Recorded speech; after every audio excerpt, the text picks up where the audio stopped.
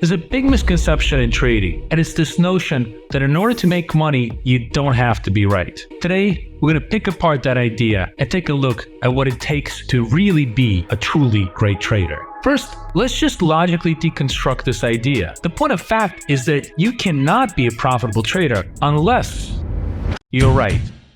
But let's give everyone the benefit of the doubt. Let's assume that what they really mean when they say this is that you need to learn how to endure pain, how to accept multiple losses, and overcome adversity. But the latest scientific evidence says This is nonsense. According to the most advanced studies of the human brain, that's not how human beings operate. As a matter of fact, the latest data shows that we do best when we're given a moderately difficult challenge to master. That's when we're most open to exploration. Make the task inordinately difficult, and we naturally retreat as a matter of self-preservation. I know everybody loves tales of triumph over unbelievable odds, but those are fairy tales. Rocky did not win a boxing championship. Stallone's skills weren't in the ring. They were in screenwriting and acting. If he was actually in the ring, he'd get beaten to a pulp by an amateur boxer. Writing and acting were a moderate challenge for him rather than an impossible one. So how does this translate to trading? Well, almost every trader is taught from the beginning to trade with a 2-to-1 or even worse, a 3-to-1 risk-reward ratio, which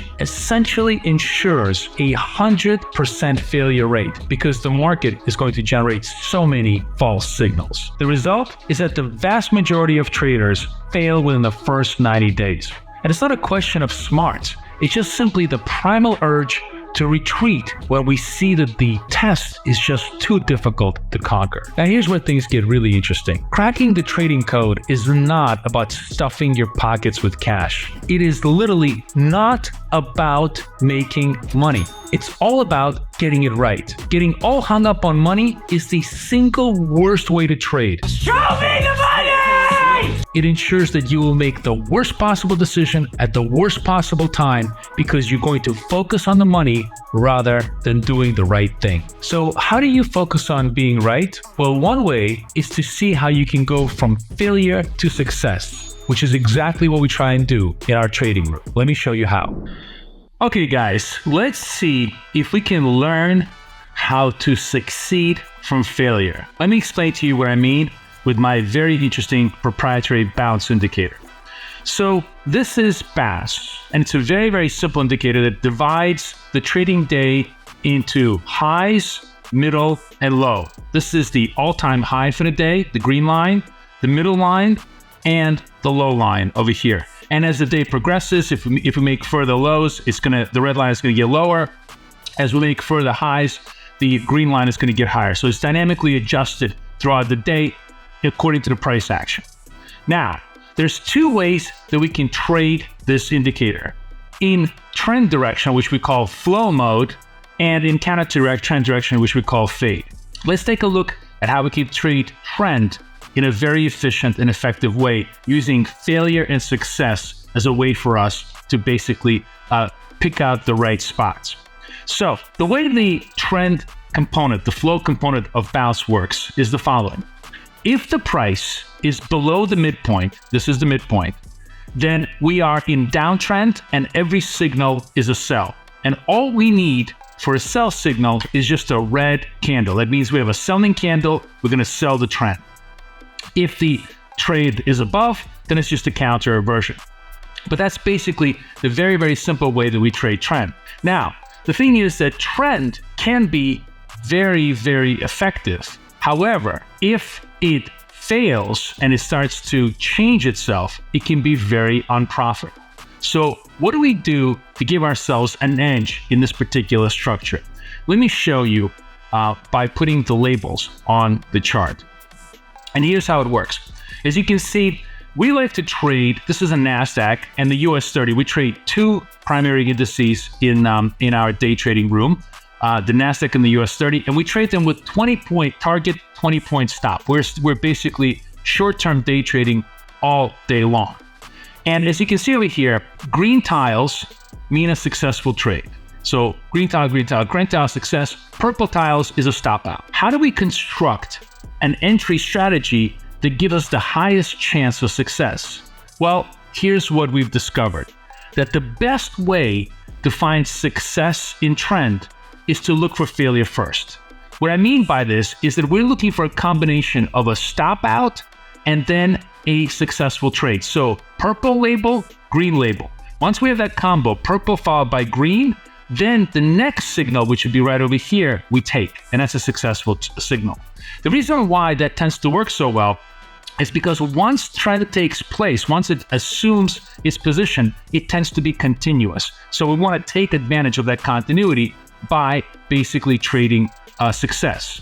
However, once trend changes and we start to make a V-shaped recovery, it just prints purple, purple, purple, purple. And this helps us avoid all those unnecessary stops by basically avoiding all of the purple conditions.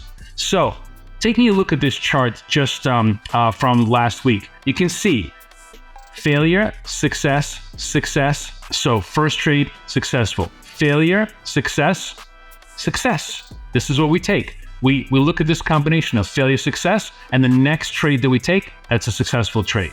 Here we have failure, success. This trade doesn't work out. So we have 2 winners, 1 loser, and then we have failure, success, success. So in the shape of one afternoon, we have 4 samples of this failure, success strategy, 3 of which are totally successful. This is what gives us tremendous edge in trading trend, because we need to see failure, success, success as our combination of factors to give us that huge edge. Now, how do we trade counter trend? And this is where it becomes even more interesting, because in order for us to trade counter trend, what do? We're looking for fade conditions. Let me show you what they look like. We're going to go in here. I'm going to go to fade. Fade is simply the idea of buying bottoms, selling tops. So the way fade works is we look for all-time low during the day, and then the next candle after that, which is not the all-time low. So this candle makes all-time low, this candle does not. We just simply go long. It doesn't matter if the candle is green or red, as long as it fails to make a fresh low after a new low has been made, or a fresh high after a new high has been made, we're going to go long or short. We're going to sell top, buy bottom. But that can be a very dangerous idea also if you have a huge amount of trend, right? If the thing just simply goes one way Charlie, you're going to print a lot of purple labels and you're just going to be stopping yourself out continuously. So how do we time our counter trend trades to give them as much confidence as possible? So in order to do that, we bring back our old friend trend. I'm going to go into the flow condition right now, and I'm going to show you something interesting. So this is the same period of time, around 1400 hours, 2 p.m. New York. And what we're looking for is prices at near lows, but the trend condition starts to fail. As you can see right over here, it prints a first purple label. It stops out. So this failure signal on trend is a very, very valuable entry signal on counter trend. Because once we know at around 1405, trend has basically failed. There's no more selling. They couldn't sell fresh lows. They failed over here. There was a stop out.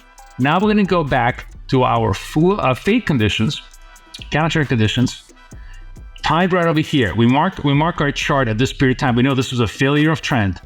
And then we look for the next fade condition, the next time to buy the lows. That gives us a lot of confidence. And does it work? Indeed it does. Boom, boom, boom. This becomes a very successful winning trade. So this is how we can use failure to generate success, both in trend-based trades and in counter-based trend-based trades. And you can see we can do this over and over and over again for 20 points at a time, maybe 5, 6, 7 times a day. That's more than 100 points a day in a very, very productive, low-risk fashion. And that's what makes bounce and day trading with this kind of a structure so incredibly exciting and so very, very profitable. In trading, as in life, sharpening your skills against just the right amount of challenge is your true north. Don't be blinded by the bling. Focus on mastering your craft and staying true to your process.